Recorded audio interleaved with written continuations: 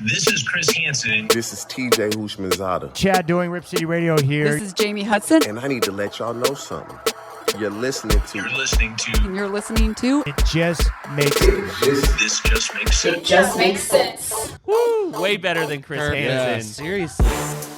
I want to get involved in the rigging of Fat Bear Week. In relationship to Fallout Boy. Oh, Fallout Boy. People are. Oh, Jesus. Oh, my God. I'm sorry. Yeah, Oh, we got it. cut that. Like, someone should hire you to be a protester. 4 bills dead weight. They're not getting you off that They court. look at me and I'm like, I fucking dare you. That's what I'm I saying. dare you. I mean, A like, tractor, there's nothing that can. They gotta be forklift certified. Oh, I can't be a Cowboys fan because of this moral high ground that you are on. Bite me. Eat me. Bite me.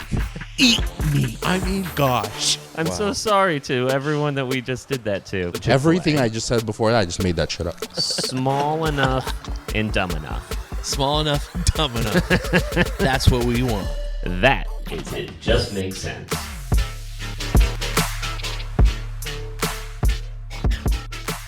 Hello. And haloob.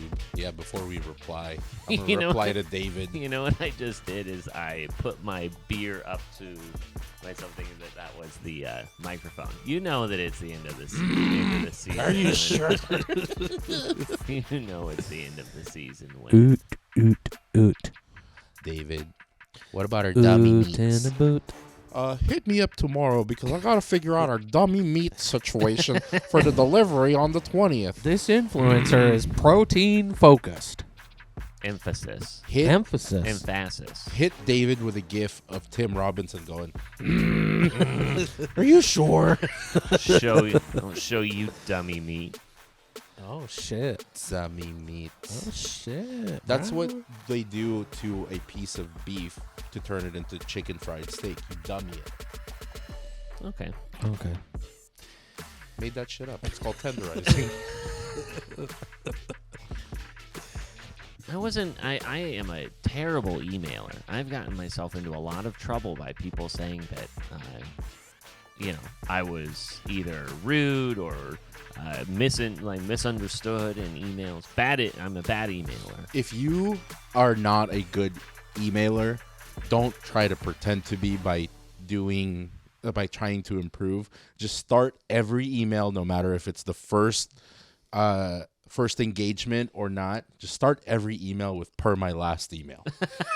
You know what I did though on Just start every single one. You know what I did? I said per hour conversation was how I had started Just that previous embrace email. being an asshole. Exactly. Just per our last meeting. Per.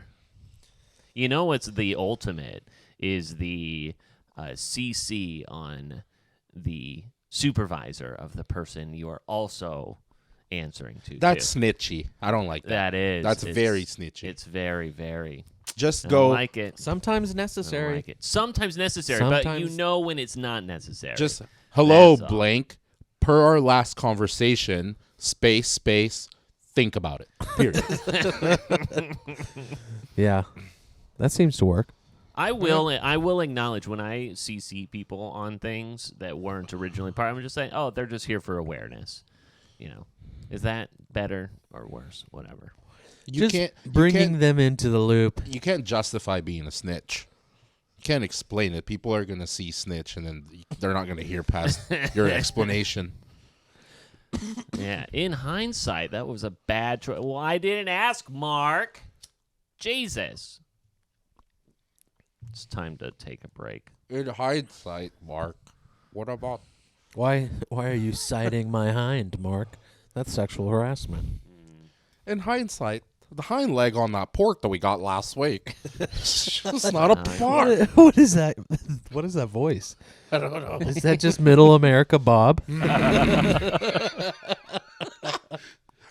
Are you sure? He's just testing things out for season 4. I belong in this meat company. Why? What are your qualifications? Nothing. I want to talk about meat. I want meat problems. I want meat. I didn't have any clue. I want meat meat issues. solutions, meat issues. I want to go through the cycle of solving a meat problem. Yeah. A meat graph. Can Yeah. you imagine? You know what every day is really? It's just a big old meat grinder. It's a meat grinder. Whoa. It only took 136 Wow, episodes there for you a go, decent Pete. Every time day's a joke. meat grinder. Oh, wow. Thank you. My Thank you. my solution for every meat problem at this company would just be to skewer everything. Ooh. You know what I mean? Yeah, just really, let's get into it. Yeah. Don't trim it. Yeah, put a fork in it. That's what we'll do. Just quit while you're ahead. Oh. It's the end of season 3, boys. It is probably The most memorable one since Braxton died. yeah. I mean, there have been many memories. I would say that we would have a best of at the end of this episode, but there won't be no best of, at least not for this episode. Not for this episode, but for the season, right? Yeah, we'll definitely have several rolling out during the I summer. very much look forward to the best of every season. It's probably It my is favorite. one of my favorite things. Yes. I would, and normally they're shorter, Mm-hmm. and I could listen to the best of for like 2 hours. Yeah. Especially some of the best shit. And that's why I think that I'm going to not bury it at the end of this episode. I want to make sure that we give it its time, because It sometimes gets its own episode. Yes, exactly. And I think that maybe what we'll do is we'll have like different categories of best of as well, because there's some we go Best all over of the place. Boner Talk. Exactly. Dude, that's That's an a entire long- season. That's a long episode. There are so many references to it. Jerking it. Mm-hmm. Jerking it. Yeah, I wonder Can't quit it. We can't if we quit could it. get like a stat sheet A P&L sheet. of all of our statistics, like how many times we've said fuck or talked about jerking off or Mhm. Yeah.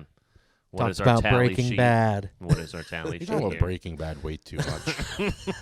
A little too long. A little too long. Speaking of, Oh. no, but what's his fucking name? The dude, not Bryan Cranston? the other one. Jesse Pinkman. Yes, Aaron Paul. He's in Aaron Paul, yeah. He's in an episode of Black Mirror that is unbelievable. It is Never watched Black Mirror. It is so Dude, good. Black Mirror is a great show. It is such a good It's show. weird and it's good. It makes you feel uncomfortable, but like in a good way. You know what I mean? It's perfect for the would you rathers. It shows you a completely different world. Yeah. Yeah. Like all my would you rathers technically translate into that show. You are very good at Would You Rathers, and I did come across a sports-related one this Stop. past weekend. Shut Fuck up. out of here. Yeah. The question was, would Shut you up.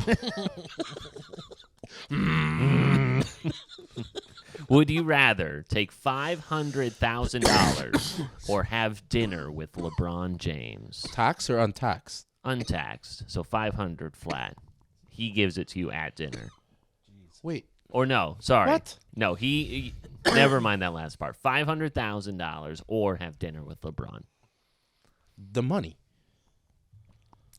Yeah, I would I definitely would take, take money. the fucking money. But hold on. What if you could pitch a business opportunity to him in which you could get more than $500,000? What if? Doesn't mean he's not guaranteed for him to take it. That's true. You know what? $500,000, please. I would maybe have the dinner with LeBron You so that would, then Pete. no, so that then I could be in the dinner the entire time, and then I could just like go the totally different direction than what he would be expecting. I would just roast the hell out of him. You don't have the balls to do that. I know. Well, if he's And- paying for dinner and I've got a little bit of his tequila in me, I might have a little bit. But Pete, we're all I kidding think ourselves. we're- I always take the money. I would take the money. And let's be honest, if you had a dinner with LeBron James, You would suck his you dick. would suck his dick. You think? We I know. know. You wouldn't.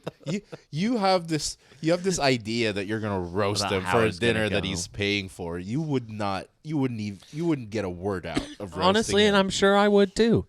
I'm the guy who very much has the great comeback to someone like 2 hours after the incident happened. I'd be sitting on the toilet like, oh, I should have said that to him. That would have been electric. That would have got him. I mean, for a smaller amount, it might be cool to experience having dinner with them. But for 500,000, What about 10,000? I'd have dinner. 10,000, I would have dinner with them. What's your bottom dollar? 50? 50 you're doing? I would take the money if it's 100. 99 or less, I'm having dinner. All right. Yeah, I think. Yeah, honestly, I'm taking the money at like 20 grand. Well, all right. I would not be. that settles it. Well, for $500,000, I would not trade that in for the Braxton Tanner 30th birthday party that we had this past weekend. What A a fun night. time was had by all I'm glad that you remember. I appreciate it. I love you guys. First It was part of the great times. birthday. Great times. Yeah, and it continues. I guess we're doing a seafood boil. I'm honestly looking forward to that a lot. We haven't done that in a long time, and everybody will be together for as far as I know. Yeah, so we went to a steakhouse and we went to Jimmy's Bar and Grill where we did our live show after. But that's probably the most that you've indulged here since you're realiving. Yeah, I would say so. It was definitely the drunkest I had gotten. I don't know if it's the most I've drank. I think Def not. I don't think I drank that much, but I think it mixed some stuff, and Sure. it definitely got me. Mm-hmm. Definitely got me. Tequila, wine, cocktails, Yeah, beers. All of it. Yeah, All of it. Welcome But to your I- 30s. yeah, but I had a really good time. I loved it. Thank you. And then you went to the Juneteenth rodeo. Yep.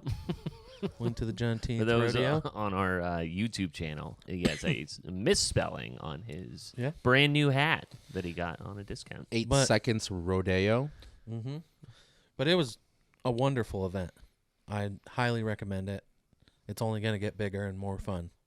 It was a good time. Is a big reason why you're a fan is because they did the Browns That helps. That color is, yeah, scheme, Browns That helps. colors. orange and brown. Speaking of which, for my 30th birthday, Jara got me tickets to the Seahawks-Browns game. Nice. I will be going to Where are that. you guys going to be sitting? I don't know. No idea. She hasn't actually bought the tickets. She just printed She's out. committed to the tickets. Yeah. Okay. Mhm. Yep. I would like to partake. I would like to join. Yeah, please do. Please do. Anybody's welcome. It should be an electric game between two fierce teams, I'm sure. Okay, so back to the rodeo here real quick. Mhm. Which is your favorite event, either that you just enjoy or that you would want to participate in? Oh, I think they're one and the same, and that's mutton busting. Mutton What's busting? a mutton bust? I mean, I probably know what it is, but I don't know it by You don't name. know what mutton busting is? Mutton busting. That sounds like a move in the bedroom. It That's, might that's be. where they get mutton chops. So mutton busting is they have sheep. It's an event, honestly, that's only for children. Yeah. And basically the point of it is you put the child on the back of this sheep, and they just hold on to the wool. There's no, harness or anything like that, and they just hold on to the wool, and whoever holds on the longest wins. In this case, $500. Dang. Yeah, That's So- pretty good. it's one of the funnest events. The kids get to keep the money. Yeah, Yeah. You know I that mean- for sure. I don't know their situation with their parents. I don't know what happens after. And that sheep is murdered. But she literally had $500 cash, and the little girl was standing there, and she just handed it all to her. That's sick. Yeah.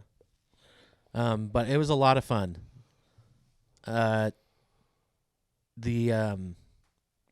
What's it fucking called? Roping? Bareback. The bareback riding is scary On a horse? on a horse Yeah. because they get high up in the air, and can you just imagine that on your nuts? Like those guys probably. That's What are gotta they fuck doing? up Are their they balls. just riding normal?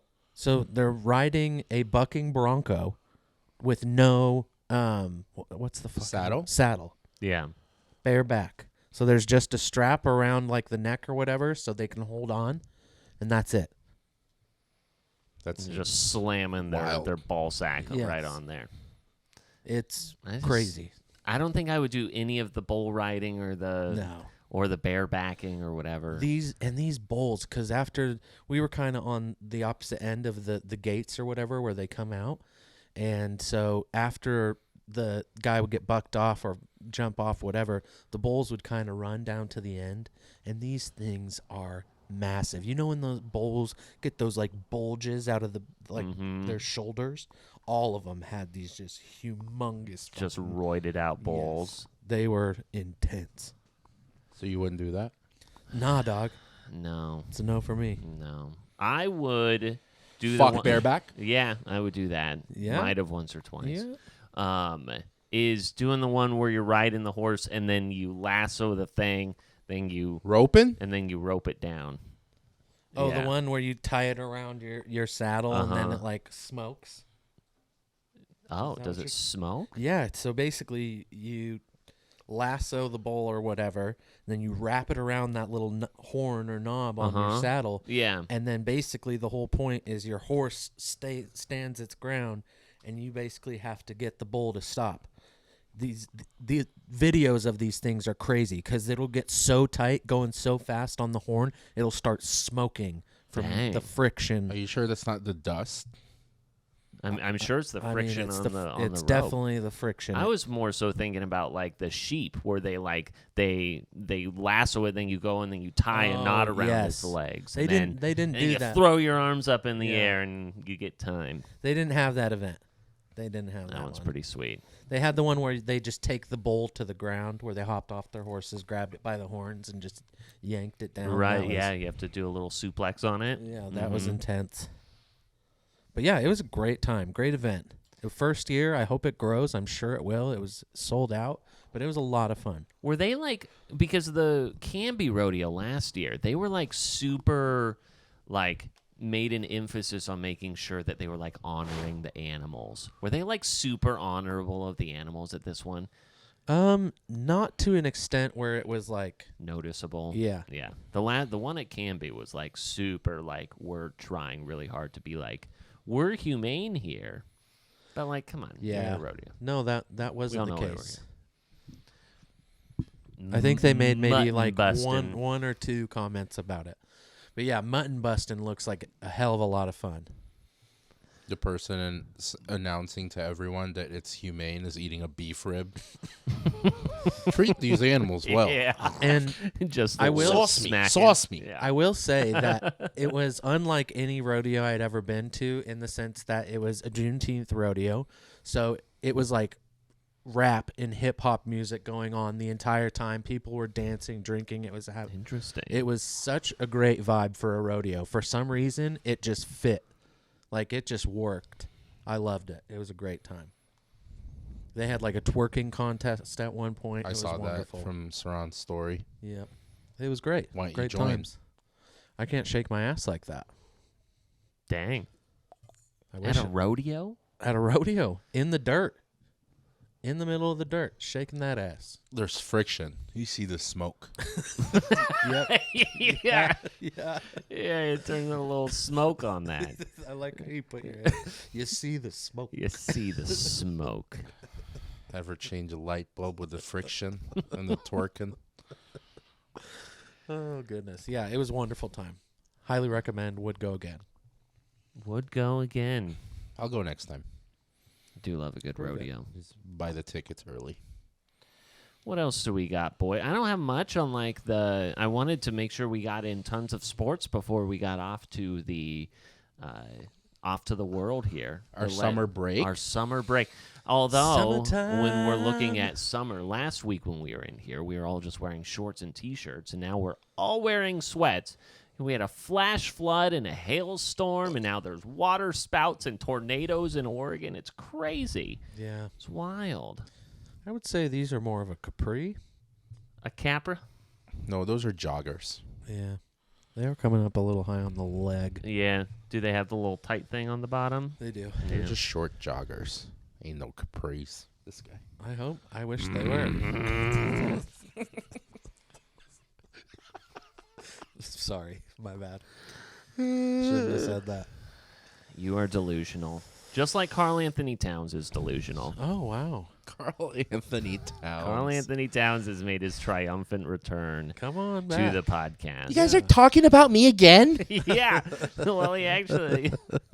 Welcome back to that voice as well. He has recirculated as well. He was on the podcast there with Patrick Beverley. Obviously, those two were teammates with the Minnesota Timberwolves. And he was saying in this podcast clip that you will hear that essentially what the Timberwolves did when they made their way into the play-in tournament and was more impressive than what the Denver Nuggets did in winning the championship. I don't care how you say it. Like, it was a reason the Denver Nuggets won a championship. I just played them in the playoffs, bro. They was telling us our plays. They were like, all right, yo, they weren't even talking.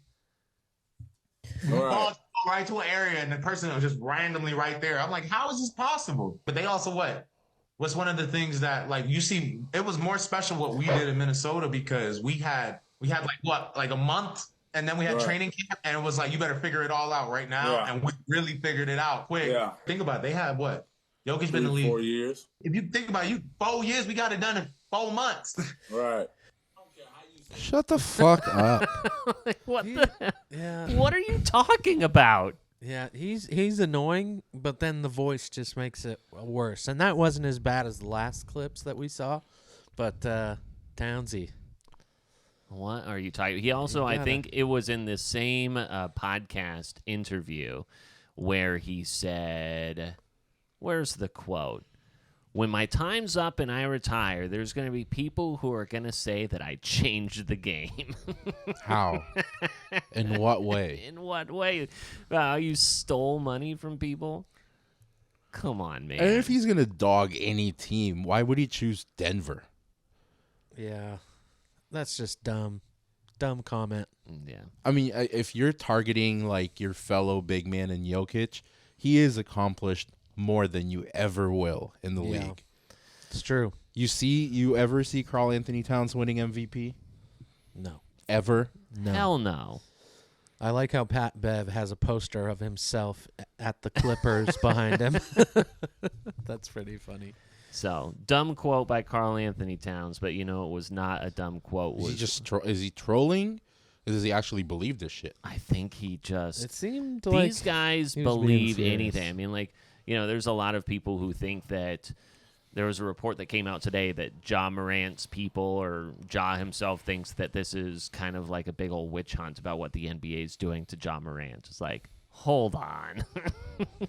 Let's just not take any sort of responsibility or accountability. But we were talking about quotes and everything. All-time good quotes. This one, a callback from Michael Malone. Michael Malone has been on one ever since he won the championship. He had this all-time troll job of LeBron James on the Pat McAfee show.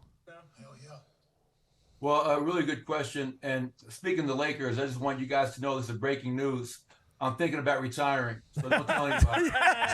You love that, Coach. You love that.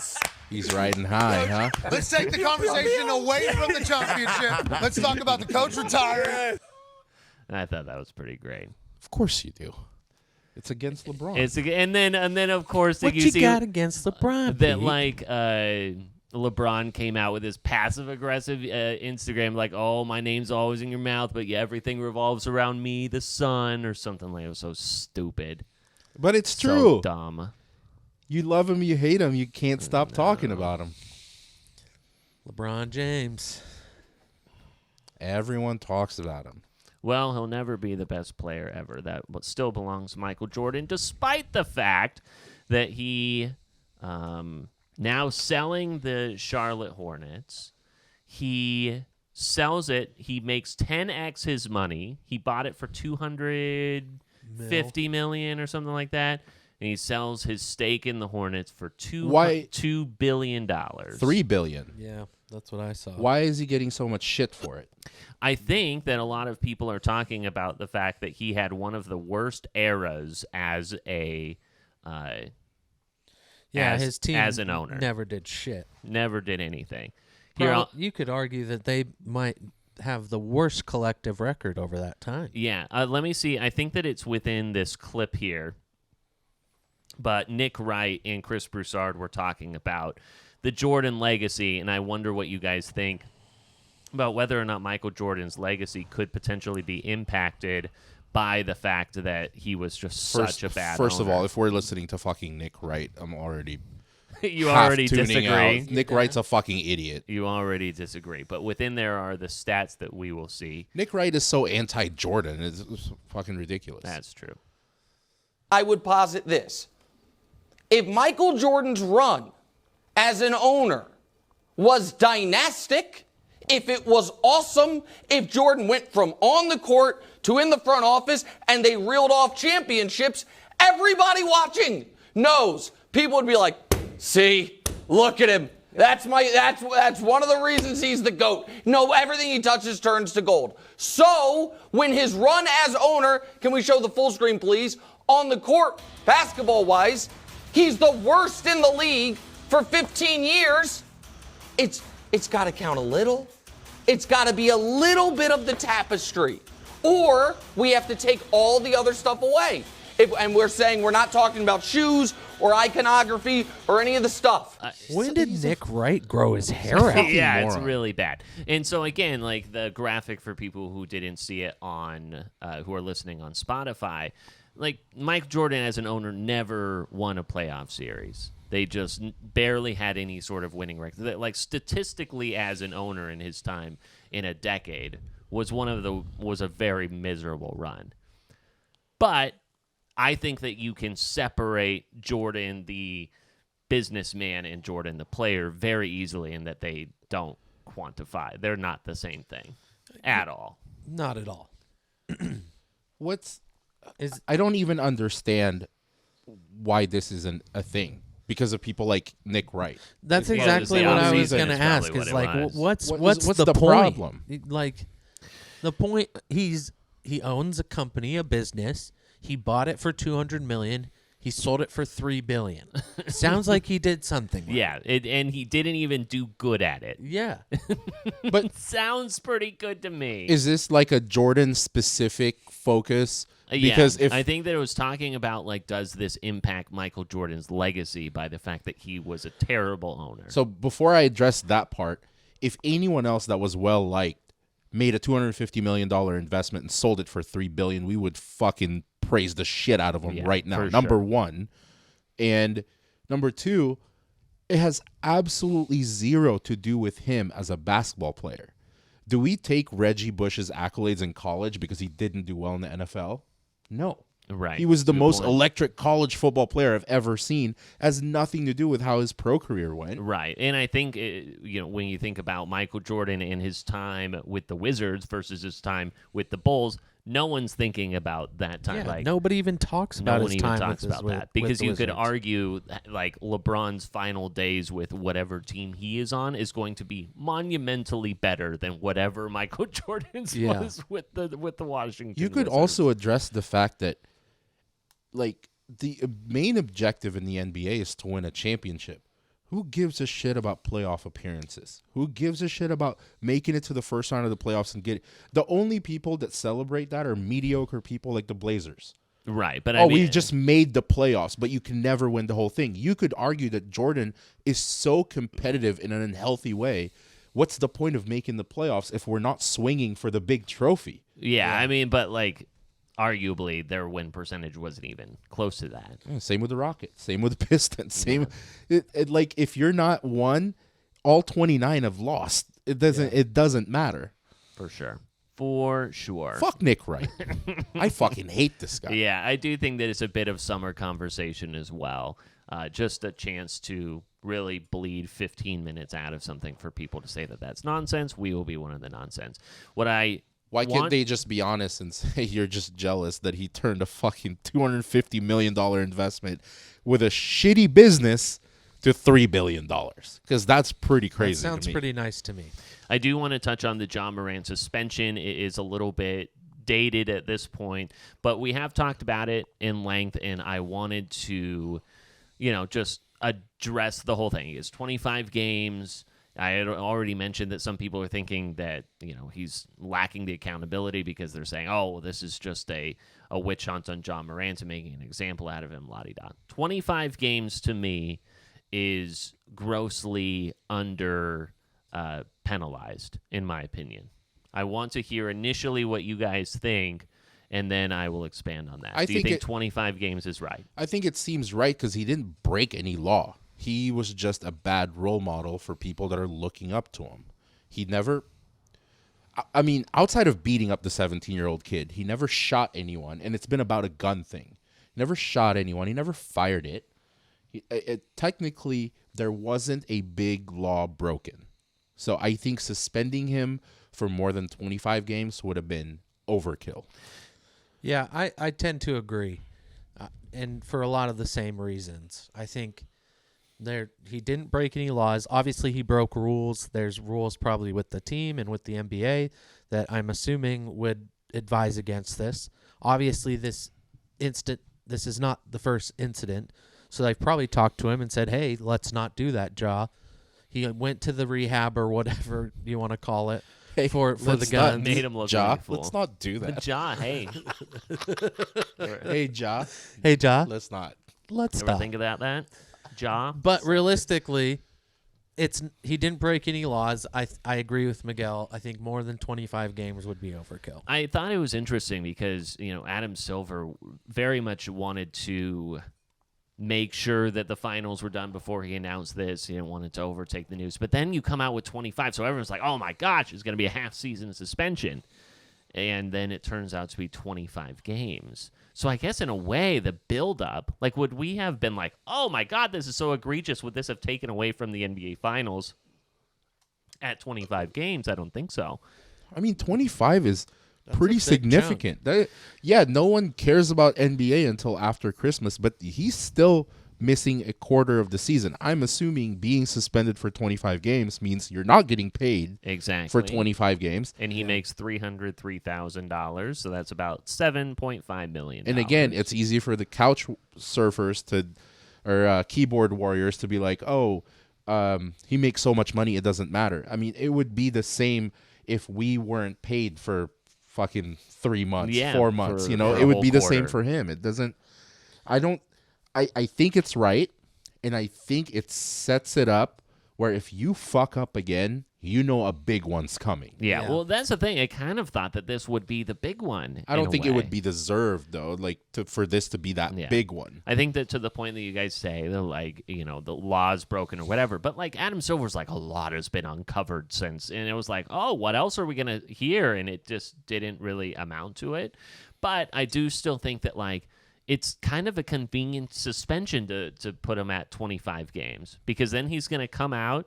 It's going to be he's going to get a Christmas Day game. It's going to be his triumph. They're going to turn it into a big old PR thing, right? And they're just going to ride everything on it. Grizzlies absolutely going to get a Christmas Day game. That's not surprising because we're not talking about a kid being suspended from school. This is a business. Yeah. So, of course, Adam Silver does what he needs to do to punish him, but you still need to turn a profit. You still need to build a storyline, so it all makes sense. It's not honestly, shocking. He's probably going to come back healthy and strong. It's probably going to be good for him in the long run to have that break. So I tell you what, his PR team should be fired. He has a great PR team. What do you mean? The statements, Ja didn't write that. Well, say all that shit. It's the same shit. statement as the first one. But it protects him from getting dropped by sponsors like Nike. All of these his PR team, I think, is doing a great job. That if he fucks up again, I think another player should look at hiring those motherfuckers to make sure they're protected. Because he's not doing this team any favors by fucking up every single time. Doing him no favors. I wonder if this guy is doing a favor for himself. Draymond Green opting out of his contract with the Golden State Warriors, $27.5 million. I thought that there was no way that he would do that. Does that mean he won't be going back to Golden State for sure? Well, then, Woj says that the Warriors remain committed to signing a longer-term deal with Draymond, and I just wonder what that means. Is he going to get 30, 35? Are we fine with that? I'm curious your guys' thoughts there. One, Mike Dunleavy Jr.'s hand in that. He's going to be the one negotiating that deal. And would you do a longer-term deal with Draymond? I don't have the same opinion as other people when it comes to Draymond. I think he is a key piece to that team. As much as people say that he is riding the coattails of Steph and Clay, that Warriors team wouldn't have done anything without Draymond. He is such a big piece to that unit. I agree with that. However, I just think it's at a point in his career that, I think if you're at this crossroads of signing a long-term deal with a lot of money, it's like, well, how many more years do we think he has? Right, because he's 33 years old. Playing at that level. 33 years old this past season. I mean, he was able to play 73 games. It's a pretty considerable amount. Let's see. What are his points here? Full points, 8.5, blocks, 1 block, 1 steal, around 7 assists, and 7 rebounds. And would you give him... It's not the stat. Like... I know. Draymond is not the player that you look at the stat sheet. He affects the game with shit that are intangibles. You don't see it on the stat sheet. And if he's 33, I will say that he probably, if he can pull out 4 or 5 good years, then yeah, he deserves a fucking max deal. Because he's not the type of player that he's not a Steph. He's not a Paul George. You're not relying on him to score 40. Sure. So Draymond could play until 40 doing the things that he does because he's like a Udonis Haslem in a way.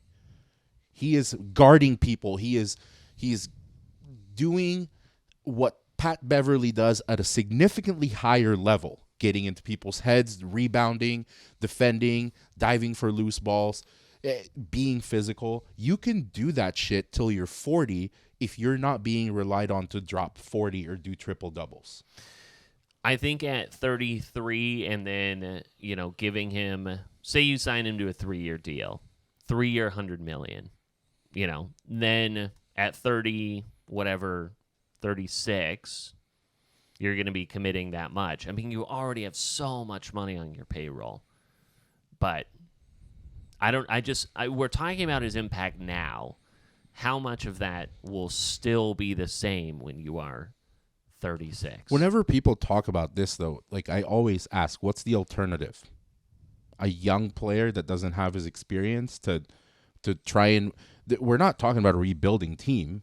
They're not. So who are you going to replace him with to run with Steph and Clay? So, I mean, at this point, you're just kind of committed until they're done. done. I don't see anyone better. Yeah, I think that's a good argument. But if I were in the Warriors' position, I think the ideal thing is to try to keep the deal shorter. Obviously, he's not willing to do that. I mean, that's obviously why he opts out, is thinking that, like, he can leverage a deal somewhere else. Obviously, I think he wants to stay. Yeah, but you'd think if he wants to stay, he'd be willing to, like, work with them. But I don't know. I kind of see both sides because Draymond, I do agree. He's hard to replace, somebody like that. The amount of the intangibles that Miguel was talking about, I think those things are important, especially in basketball. So, I don't know. It's hard. You can find somebody to replace the statistics. That's not very difficult. But the other shit, that is hard to replace. I also think it's really easy for us fans to look at these players and the decisions that they're making, and we're looking at what is logically right. Like, you're supposed to do this and not pay this person. If you're in their shoes, you don't have that much time left. You're pulling a business move.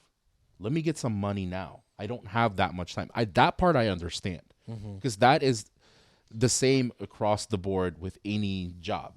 It's like, if I have the opportunity and these people are getting paid, I'm going to try to get mine too. Because why not? I feel like I've accomplished enough. I feel like I deserve it. And also, when you're talking about 300 players that play in the league, these are the best basketball players in the world. We're not lacking skill here. Yeah. Anyone can fill the stat sheet. The hardest thing to accomplish in the NBA is chemistry. You replace Draymond, you don't have that. He has the chemistry built in with the team and with the stars of the team, including him. Very yeah, true. you can replace him with a number 3 draft pick that's super talented, but they don't have that chemistry. It took the fucking Nuggets how many years to win a championship? Yeah. Very true. Next year, the Warriors have $211 million on their payroll, and they don't even have a full roster. I would, if I were Draymond in this, what I would do is I would just ask for something even more front-loaded too. If you think that maybe you don't get another 3 years, and he's already got a deal with Turner in the works, in which he will just like walk right into, a broadcast studio, why not try and get 40 or 45 in the first year and then give cap relief in the next couple of years? I doubt that's how it will go because, generally teams like to be able to have tradable contracts, even though I don't think that Draymond is ever going to be traded. Also, I'd like to know, I don't know if it's possible to figure this out right now. I'd like to know how many teams in the history of the NBA, when we're sitting here talking about the right moves salary-wise, cap space, and all this shit, how many teams can say that they've been able to do it right? We made these moves. We moved these puzzle pieces around and got this player for the right price and got this. How many of those amounted to championships? Well, I think that Denver did it right recently. But most teams, including Denver, that came from the right moves early on, but then developing chemistry at some point. I'm talking about when these teams make the right moves, how many of it amount to a championship? Because it's really easy for fans to say, oh, you guys fucked up. You spent too much money on this fuck. He's old. This person's not going to amount to anything. It's how many times has that happened? How many times has a GM actually nailed it? Because most of the time, you get lucky. If you're Bob Myers, you draft Draymond in the second round. You got Clay late first round. You got Steph, who no one believed in, and that turned into 4 championships. Yeah. But you can't tell me that he sat there going, "Oh, this is gonna work." You don't know. You fucking didn't know. Yeah. It's true. Those kinds of circumstances are very few and far between. Well, I mean, in the Thunder gave up a little too early, or they just kind of ran out of time when it came to the Harden and Russell Westbrook and Kevin Durant trio there. Because Harden was a sixth man, and then, he was ready to move into a starting role, and it just wasn't I guess ready. the big 3 in Miami, you could say just pulling that together. But again, LeBron and Wade did that. Right. Yeah, that wasn't that wasn't like Pat Riley asking them to move. That was LeBron selling. Right, that. then you had the Boston Celtics and their big 3, but again. Yeah. The trade for Toronto, Toronto got their 1, but again, chemistry-wise, they just added 1. They added 1, and it was a very crucial one. And there's a lot of teams that are trying to find their way to super teams. There's so much of making it through an 82-game regular season, making it through a playoff series, and then actually winning the title. There's so much luck that comes with it. Because you could argue that Toronto wouldn't have won that championship if Clay didn't go down in Game 6. Warriors probably would have had their 5th one. Mm-hmm. Clay goes down, Toronto wins a championship. I mean, how many times does an injury factor into not winning a title? Some people were talking about the quote-unquote luck of the Nuggets this past season or at least in the playoffs, because of the teams that they ended up having to play in the playoffs. But I don't buy into that. I think they were. But that's dominant. all part of the process. Yeah, they were dominant from the jump. The Nuggets, and you could give them, you can give Denver a lot of credit. People, Pat Bev was on there saying that, they were building this for 3, 4, however many years. No, they weren't. They had 2 players. There was Jamal Murray and Jokic. You look at the Nuggets last year and the year before, it's a completely different roster outside of those 2. Remember when they had Will Barton? Yeah. And Will Barton was a big role player. Yeah. They didn't have Bruce Brown. They didn't have Gordon was still with the Magic. I mean, this is a completely different roster surrounding the 2 main guys. Yeah. Bruce Brown was such a good pickup. Brucey. Good old Brucey.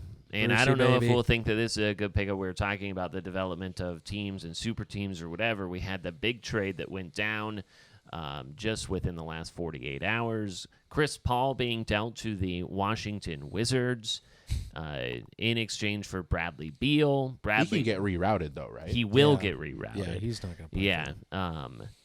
Bradley Beal came with a no trade clause, so it's not like the Wizards could have traded him anywhere. He could dictate where that was.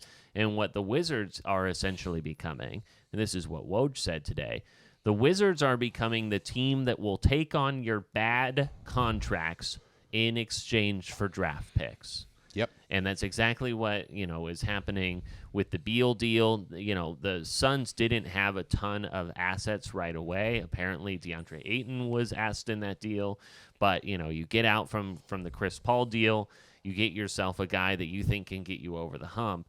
But, yeah, I mean, Bradley Beal is being paid the fourth highest in the NBA. I mean, just amongst those, four guys that they have under contract right now in Ayton and Durant and Booker and now Beal, that's $161 million spread between those four. And guess what? They're already, with those four guys, over the luxury tax. The second apron is in $7 million from now, so you're going to get hit even more.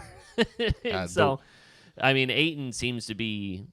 you would imagine would be on his way out. I mean, he's not. There's got money that comes off the books. The there. Wizards are gutting the entire house. Mm-hmm.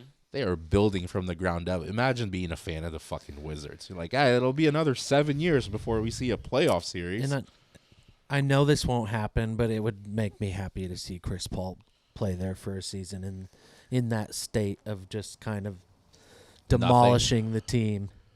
F-U'd him. And I mean, Chris Paul's already kind of done that. He had that year with the Thunder. Yeah.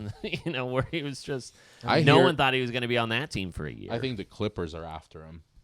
There's going to be they're going to be reunited with the Clips. Yeah, speaking of the Clippers, I mean, this was the same GM that the Wizards have now. Is the same one that got rid of Blake Griffin when he was with the Clippers. Basically said, you are too injury prone, and this was early in his tenure with the Clippers. This GM, I can't for the life of me remember his name off the top of my head, but he said we're tearing this down because we realize that we can't do it with you. Well, Steve Ballmer, as an owner for the Clippers, he is in that stage of his ownership where I don't think he really knows what the fuck he's doing. He is just distracted by the shiny objects. He is going to stack as many stars as possible with the Clippers. Get Kawhi, get PG, get Chris Paul, get Westbrook. And it's not going to work. You're just going to have a bunch of stars that some of them are on the downhill slope of their career. Some of them demand the ball too much. It's not. There's not going to be any chemistry. It's not going to work. That Phoenix team, that shit is not going to work. No fucking chance. They can't stop anyone. You have three scorers. Yeah. And three guys, your three stars don't play any defense. You're going to put up 140 points a fucking game, but there's going to be turmoil because balls being taken away from Durant, balls being taken away from Booker and Beal. They're not going to be able to stop anyone. So these Phoenix games will be 130 to 135. They lost. Mm-hmm. Yeah. And I think that you have to move Ayton, one, because of the money, but two, because it seems that he is the most prone to cause drama in a way, right? Yeah, he's not worth it. Yeah, he's just not worth the hassle at that point. And when he is commanding $32 million of salary, also, just the longevity of his deal as well, they should have never matched that in the first place. What was a 4 or 5 year deal that they matched last year? They've got over $700 million on the books between those four guys right now through the length of their contracts. That's not good. It seems like a lot of these GMs just don't know what they're doing. Well, I would imagine that they're just placating to guys like Kevin Durant, who's just bring me another super team. And I think in a way they're calling their bluff. It hasn't worked for KD other than just going to the Warriors and letting all those guys basically win you a championship. See, I'm not against a super team. Super teams work. But you can't just blindly build a fucking super team and not pay attention to like positions. Yeah. Like you have 2 or you have 3 wings essentially. You have 3 shooting guards. Like a shooting guard and a forward that plays like a fucking shooting guard. How do you think that's going to work? So would you call I want to test or like push you on super team. Do you think that the Warriors were a super team? Yeah. But when I think of super team, I think of like all guys joining forces. Like, I mean, like, I understand when Kevin Durant joined them, yes, you kind of became a hybrid super team. But I mean, you have your guys as homegrown guys who, so in a way, you kind of grew into being one. You didn't like make one.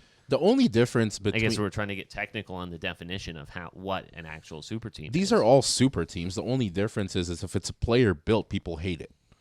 If the players make the moves, they hate it. Old Showtime Lakers was a super team. I mean, that had multiple MVPs on one team. That had James Worthy, Magic Johnson, Kareem Abdul-Jabbar. That was a fucking super team. The Celtics with McHale and Parrish and Larry Bird, that was a fucking super team. Super teams in this generation that people hate is because LeBron went and said, I'm going to take my talents to Miami. And he teamed up with his buddies. Yeah, and I would argue that 2012, 2013 is probably the last, like, actual super team to me that has won it.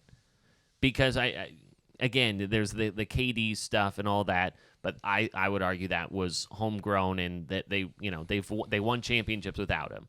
You know, the Lakers, that I still think is kind of an asterisk on this season because you had, AD wasn't even going to be available during the regular season. Could you argue that, like, as a twosome super team, I think you kind of need 3. Maybe we're just getting, like, into semantics and technicalities. But I would say that only 1 or 2 times in the last decade has a super team worked, in my opinion. But you would say you would count the Miami super team more than you would Golden State when technically that Golden State team recruited Kevin Durant. Yeah, I would say. But they had won it without him. Yeah.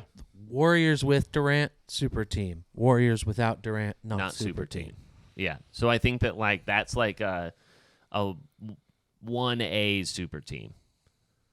I mean, also look at the difference between the Warriors without Kevin Durant and the Warriors with him. That Warriors with him was unstoppable. Yeah. That was not fair. Yeah. I also think that you could throw that Boston team in the mix, the KG, Paul Pierce, Ray Allen. Mm-hmm. You could argue that for sure. Well, that was like late. That was 2008 was when that was all happening. Yeah. So, but still, recent memory. So, I totally think that this is going to bomb into an oblivion. I mean, maybe Frank Vogel can figure it out. I think it's just doubtful. He's going to have to stay out of the way. Unfortunately. He has too many egos on that team. Yeah, and I think that's really what it is going to come down to is can they mesh? And if they can all just put a little bit aside, that it doesn't have to all be about them, yeah, maybe. But will that happen? Probably not. See, if you look at the player-built friend super teams that got together, why did it work? Because one of the top 2 or 3 players was willing to take a back seat. Dwayne Wade did that with LeBron. Steph did that for KD. But if you have too many egos and no one's willing to take a step back and let the other one shine, it's not going to work. Yeah, I have no idea how that one's going to work. And maybe KD's at that point in his career where he's won 2 rings and maybe he's willing to take a back seat, but he's also very immature, so I don't see it happening. Probably not. Don't see it working. You know who never was given or formed a super team?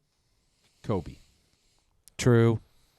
The only time he asked for a super team was Chris Paul coming, and David Stern said, nope, that's not going to happen. Nah, bro. He's not coming. Who knows? Yeah.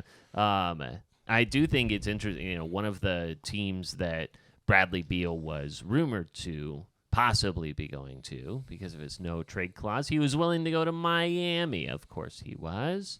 Now, another name that is up there, it is picking up a little bit more steam now, is whether or not Damian Lillard will find himself in Miami. In this past week, he had, I defended the whole, he was just answering a question and it's taken a little bit more out of context. But now it's being talked about in a way. Chris Haynes is leaving it open a little bit as to whether or not Damian Lillard could get himself to Miami. Shams comes out with a report on Monday basically saying, hey, like, the ball is in Portland's court. He has indicated that he will just support whatever decision. He wants to stay, but understands if they don't. That is like the least defensive in terms of staying in Portland that I've heard. We'll see coming up on Thursday when the draft happens. That's Thursday, right? It's this week. What do you guys think about the possibility of Dame to Miami and the irony if he does end up there, where people were trying to be like, oh, maybe Jimmy Butler comes to the Heat, and then it's actually the exact opposite, and now Dame's playing with Jimmy Butler down in Miami? I don't know. You're not for it because you want him to stay in Portland. Well, I don't see it. I can't see it happening, but I don't know. I really don't know. I wouldn't blame him. I think as a Blazers fan, if you were to like hold any ill will towards Dame if he left, I think you're stupid. I think that you have to support this decision no matter what he does. You got to be thankful for his time because he has made Portland Trailblazer basketball exciting for the last several years that he's been here, and he's pretty much done it single-handedly. So, I more power to him. Obviously, I want him to stay, but I'll be rooting for him wherever he goes. I think if he's not going to stay in Portland, Miami's the absolute best fit. And my God, how dangerous that team could be. Yeah, I agree. Because they'll probably have to get rid of Tyler Hero. That's at $27 million. So you can get rid of Tyler Hero. Can they keep Robinson? Robinson's at 18. So, but you got to think about the Miami team that went far this year. You had all these undrafted players like the Caleb Martins, the Gabe Vincents. You probably be able to keep a couple of them, right? You keep your team intact. You have a big guy in Bam, very talented. You have Jimmy. You'd get rid of Lowry. Lowry's easy. at $30 million on an Lowry expiring. to the concessions. It doesn't matter. So you throw in you just need those two and maybe a couple of picks. But now Dame runs point for Jimmy, for Bam. Gabe Vincent backs up Dame, who's been starting in the playoff series. And then you have a couple shooters, like you can keep Robinson, you have Caleb Martin. That team is going to be a fucking nightmare to deal with. Yeah. That is going to be such a good team. Now, I think he could also fit well with Brooklyn because they're so young, and he could be the vet that like leads that. The three-way trade that I saw that makes a lot of sense, and this is a big if. This is a big if, and this is me like hoping this guy's career pans out through the injuries and all the stupid shit he's doing. Dame leaves Portland, goes to Miami. He goes to Miami, he's winning a fucking championship. That team can win a ring. I agree. For sure, at least one. But it's tied to the Pelicans. Zion comes to Portland. If Zion can stay healthy and stay out of trouble, there's a Bill Walton documentary out. I don't know if you've seen like the 30 for 30 with Bill Walton, like all the shit that he went through on how he's had multiple surgeries in his foot and he wasn't able to play anymore, but he was able to bring a championship to Portland. Zion could be the fucking electric player that could do something in Portland. I'd take him. If he can stay healthy. I'd take him. Because he'll bring, like, he'll sell tickets. He's, the only problem we've seen with Zion is he's fat. Yeah. And so this is with Dame gone in Miami. This is what, like, Zion is the centerpiece of Portland. But outside of being injured, have you ever seen a bad game from Zion? when he was on the floor. No. Hasn't been one bad fucking game. Yeah. Get him out of New Orleans, where every piece of food, including the vegetables, is fried. Vegan country. Bring him to Portland. Plant-based diet. Exactly. He'll fucking get in shape. Yeah, he'll get in shape. That would be fun to have him in Portland for sure. Because the trade actually makes sense. They not only bring Zion, but there's a lot of young guys with New Orleans that are really good. Trey Murphy's one of them. You bring him, and you have the pieces in Portland like the Jeremy Grant, Anthony Simons, and all that. They could be that young team like the Sacramento of this year. Like with Dame, and maybe if there's like a 3-team deal to be had or something like that includes Dame, it's like I think that the Blazers just, if they're going to get rid of him, I know that we mentioned like Lowry and Hero, but that doesn't get you anywhere closer to rebuilding. That gets you a little bit more cap relief to possibly go after someone. But even still, if you wanted to deal with Miami's a good team. They're always going to be in the 20s. They're never picking high anyway. So, what would be your incentive for Portland unless you could potentially get a third team involved in which those picks are rerouted or something like that up to you? And maybe it's a better team or, a team that has a higher draft pick. So, I don't know. I still contend that Dame has already played his last game in Portland.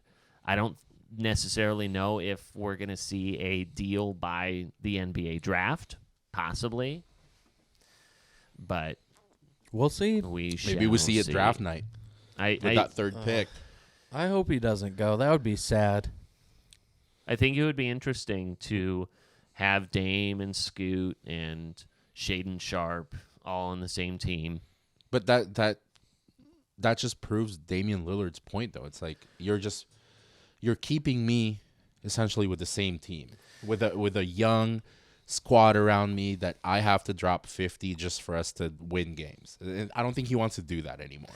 Yeah, I think your best At least leverage. not have to. Your best leverage is, the 3+ Ant gets you someone. Who knows? But I want to see him in Miami. That team looks so good on paper. Yeah, the Blazers will mess it up. If he did go to Miami, I definitely would put a future on him. Because that team could definitely win a championship. Let's see. I wanted to finish our conversation with AFC quarterbacks. Before we do that, we wanted to talk about the U.S. Open. Rory choked once again, and Oregon Duck. Choke artist. And Oregon Duck wins the U.S. Open, and Miguel won money off of that Oregon Duck. Did you know that he was a Duck? You had no idea he was, did you? I did. You did? Yeah. That's why I didn't bet on him on purpose. Did we establish that? Oh, you had him in the top 4? No. It was a drunken bet at the bar. Okay. I was trying to bet after Friday, after day 2 on of Scotty, U.S. Open, right? on Xander. On Xander. I pressed the wrong button. I didn't click Xander.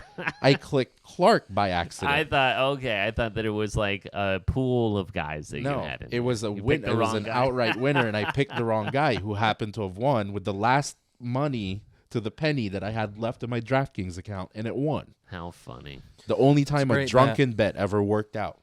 It's a great bet. It is interesting that this guy has, in his lifetime, won like just over $2 million. And now in the last 8 weeks, he has made $7.5 million.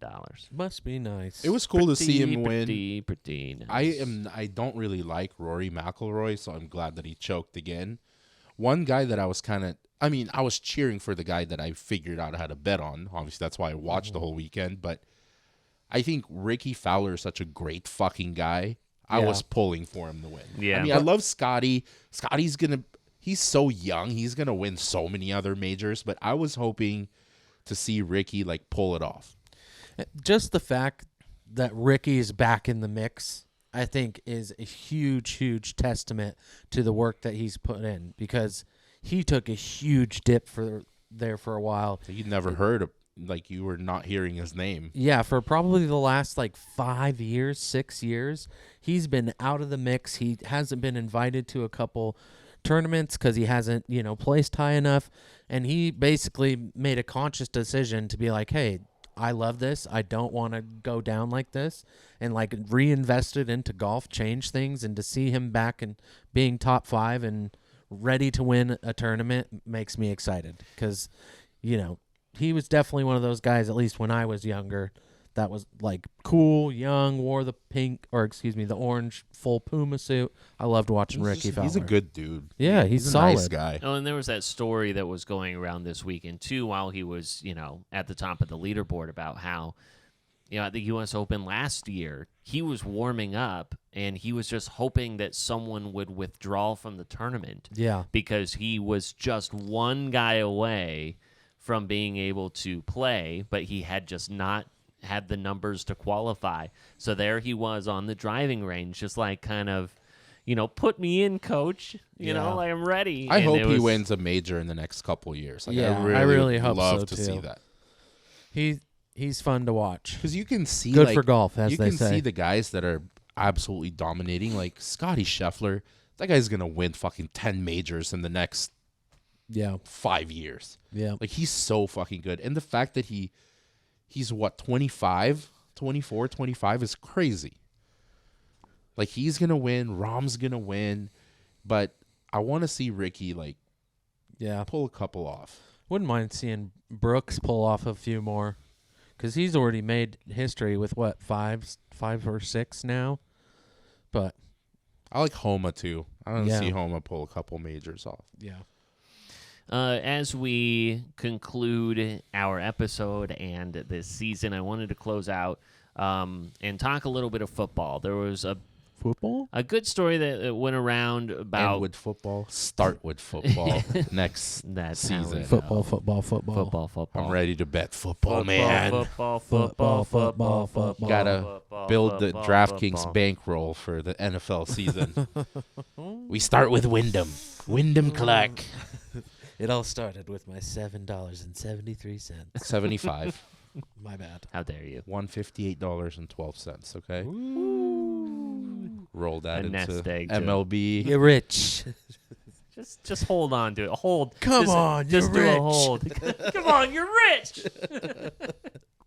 Buy me something. The Chiefs and Bengals have continued their little bit of a feud in which Joe Burrow was asked at OTAs who he thought was the best quarterback, and diplomatically and rightfully so, he said that Patrick Mahomes was the best quarterback in the AFC. A-line. And then Jamar Chase was asked the same question, and he said, who? Patrick who? And Patrick Mahomes responds to a video or a quote, and it says, this Patrick or this guy, and puts up 2 rings, reigniting the whole feud between these two teams. And I wanted to talk about whether or not I think that we could all agree that Patrick Mahomes is the best quarterback. I mean, what's in the what's AFC. Jamar Chase supposed to say? He's not supposed to say his own quarterback. I mean, Yeah. But I do wonder your top 5 AFC quarterbacks and whether or not. I think that we all could agree that Patrick Mahomes is number 1.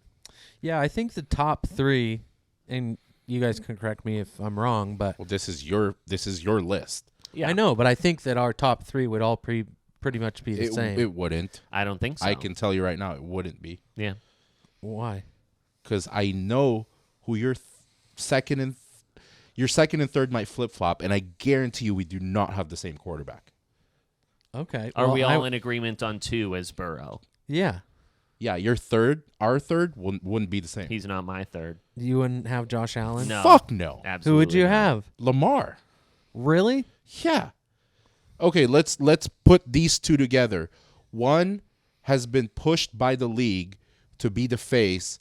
No MVPs, no playoff wins. The only thing you can knock Lamar Jackson playoff for wins. is injuries. Lamar has an MVP. If he hasn't gone, he still But has. as far as team success, they're relatively the same. Will you put that on the quarterback? A lot of it. Yeah, absolutely. A lot of it. Absolutely. I mean, Lamar would be my number 4. I don't think that it's crazy to have Lamar up there, but I don't think. Let me put it this way: if you could put either of them 3-4, I don't think that that's a crazy thing to argue. But in my opinion, I'm a little biased. I like Josh Allen. I like the Bills, so I would put him ahead. But I think that Lamar is a very close fourth. I think really where the lot of difference would come is number 5. I'm curious what you guys would have. My 5 is Mahomes, Joe Burrow, Lamar Jackson, Josh Allen, and I had a hard time with the 5th because I really, really wanted to put Trevor Lawrence there. Yeah. But the thing with Trevor Lawrence, as much as he has been in turmoil with the team and the coaching staff and everything else with the Jags, he's only done it for one season. 1 year, yeah. So I can't put him up there, and I have to put Herbert above him for now. But I'm not sold on Herbert. I'm not sold on Allen. They have accomplished things as individual quarterbacks, but they essentially have had the help of the league going, we want you to be this guy. But they have not been able to back that up. And you could argue that there's been pieces around Justin Herbert.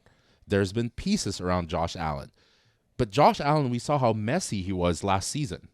He wasn't mentally there. Lamar Jackson, the only thing I could knock him for has been injuries, which happens to everyone. But when he's on the field, he is so fucking good. He is so hard to stop. I agree.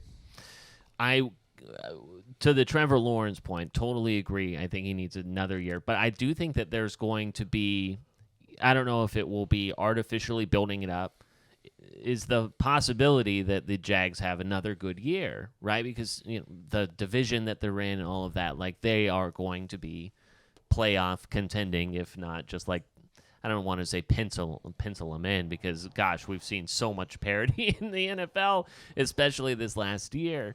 But for me, I think number 1, obviously Mahomes, 2, Burrow. Number 3, I'm going to go with my Oregon Duck and Justin Herbert. Number 3. Of course, I'm not surprised. Yeah. Surprised you didn't have him at 1. You would have to go with that. Just the way you said that.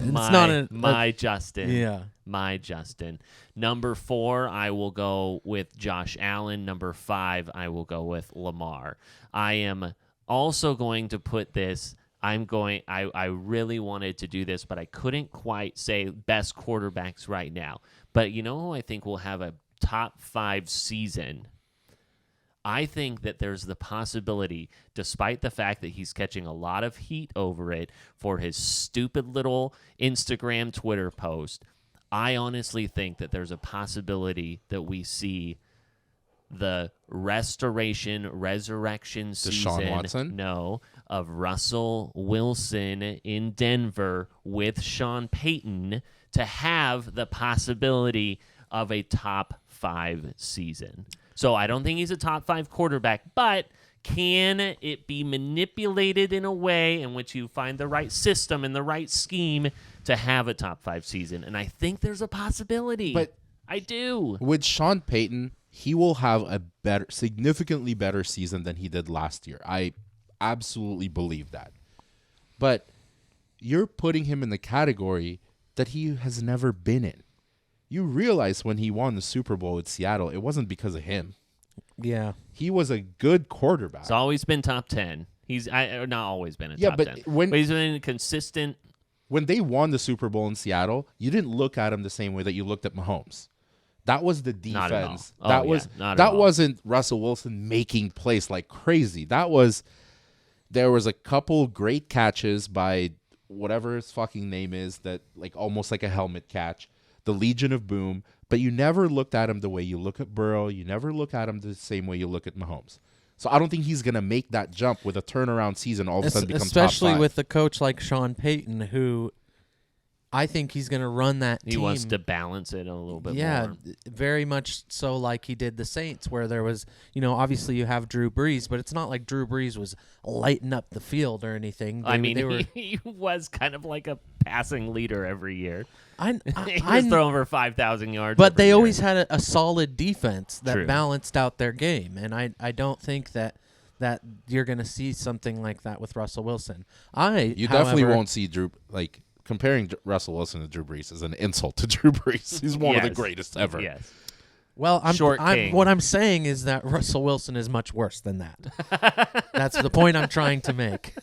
Is that it's not going to, I think he's going to try to run the team similar to that in the sense that it's balanced, and he has less talent at quarterback than he did with Drew Brees. That's the point I'm trying to make. However, I honestly think that I could argue that number 5 should be Deshaun. Yeah. If you take away all the obvious shit that you could associate with him You negatively. could hate him as a person, but he's pretty fucking good. But he arguably, if you take his resume at Houston when he has been with the team for a full season, he is incredible. The Houston Texans are historically, in my lifetime, the worst football organization out there. And the things that he was able to do with that type of a team, I think you can't just forget. If he is able to come back into himself and have that level of talent, I think it's very easy to argue that he could be in that top 5 in the AFC. Didn't Deshaun have Bill O'Brien as his head coach, a pretty good offensive mind at the time? I mean, you've got like Kevin Stefanski as your guy. And I mean, we haven't seen anything on the offensive side light up other than in the run game. So maybe, and I think that like there's a possibility of the fact that, he doesn't have, a whole season riddled with controversy in Deshaun, and maybe, because those games that he did play, not so good. But, again, it's, gelling with teammates, all the distraction. I get that. The value of the offseason is essential. It's huge. So I think, obviously, with the controversy that he's had, deservedly, people have not focused on the positive gameplay of his past. But if we do that, there's no denying that he is absolutely electric. We are not that far away from when he was able to do that. I think he still has the capability and the drive and the talent to accomplish those same kind of numbers. And God, please, I hope it works. You know what sucks and who is not even being considered in the top 5 that I feel like should be there, except there's so many things that are just factoring against him, is Tua. Mm-hmm. I think Tua could be so fucking good. And he is really good. But the concussion, the injury, and everything that he's dealing with. Yeah, talking about mulling retirement and all that. And I think you could definitely throw him in the top 10 pretty easily, but top 5, I think he's a 7-8 guy. Yeah. You know what I mean? I thought maybe you were heading down the direction of Aaron Rodgers. Aaron Rodgers, obviously, like some people would consider him a top 5. I think I forgot he's in the AFC. Yeah, there you go. So does that change how you feel? Would you put Aaron Rodgers above Deshaun? I know that he statistically had the worst season last year, but even with turnaround, like he can have the turnaround season the same way that Russell Wilson will have a turnaround season. I don't think that Rodgers cracks the top 5 with the type of season that we're predicting or expecting to have from the 5 that we named. Yeah. I think Lamar staying on the field, we will see the MVP caliber Lamar. Yeah. Josh Allen, as messy as he was last year, maybe getting his shit together will be even better. Herbert, who fucking knows? Yeah.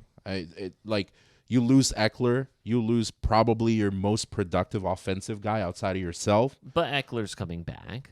I didn't know that. Yeah, they restructured a deal, but yeah.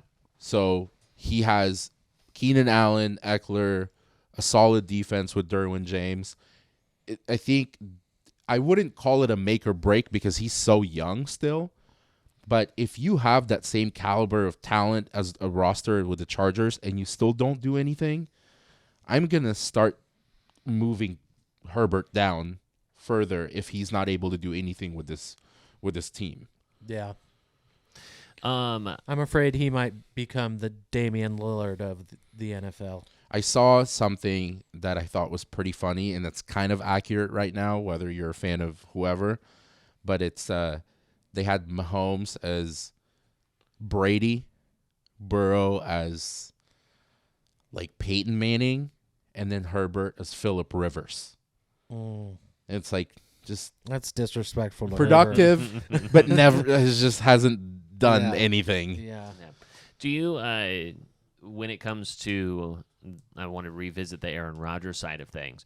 Obviously, like he's going to walk in with all of the keys to the castle. It's going to be him. It's going to be Nathaniel Hackett. They're going to stay out of his way, and he's going to get to call the shots. I wonder if what we learned, what we gleaned from a Russell Wilson to a degree, same head coach, offensive mind, obviously, like, you know, there's more history between Hackett and Rodgers. Rodgers thinking that this is like the best coach he's ever had. If it's just going to blow up in their face because Robert Saleh is going to go, I'm not, you guys, this is your thing. I hired Hackett. It's your guys' time, and I wonder, with that carte blanche, if it will blow up in their face, because I think it would, or at least not be as successful as they were hoping. Yeah, I've said before that I don't think that the Jets are just going to come out of the gate and just take off this first year, no pun intended. But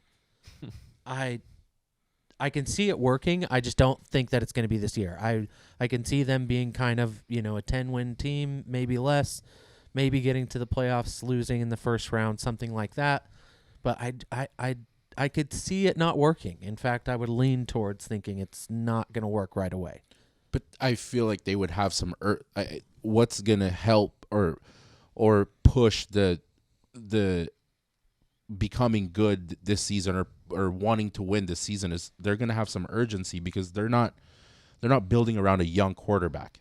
They only have so much time with somebody like Aaron Rodgers. And if we're comparing it to Denver, I'm expecting a turnaround with both Wilson and Rodgers, but I think Rodgers is so much better than Russell Wilson. Oh, for sure. Like so much better as a fucking quarterback. So I'm expecting if they're going to have the same turnaround, I think I'm going to lean towards the Jets being more successful just because he's that much better than Russell.